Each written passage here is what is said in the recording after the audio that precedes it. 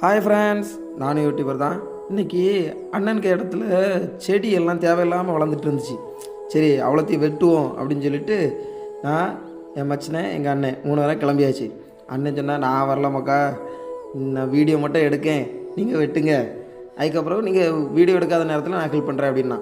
சரின்னு சொல்லிட்டு ஓரளவு வெட்டணும், பிடுங்கணும், வரல. சரி, அது காஞ்ச பிறகு எரிக்கலான்னு பார்த்து மீதி உள்ள பொருளெல்லாம் சேர்ந்து எரிச்சிட்டு இருந்தோன்னே தீயை பார்த்தோன்னே ஒரே கொண்டாட்டம். ஜாலியாக ஆடி ஆடி விளையாடிட்டு இருந்தோம். லாஸ்ட்லேயும் என் மச்சினே தீ எடுத்துட்டு எண்ணெய் சுடதுக்கு வந்தான். அப்படி இப்படின்னு சண்டை போட்டு எடுத்து அப்படி ஜாலியாக அந்த வேலையை முடித்த உடனே பசிக்குனே பிரியாணி வாங்கித்தா அப்படின்னோம். சரி மக்கா வாங்க பிரியாணி சாப்பிட போகணும்னு சொல்லிட்டு நேராக ராஜா ஹோட்டலுக்கு போயாச்சு. ராஜா ஹோட்டலில் பிரியாணி சூப்பராக இருக்கும்.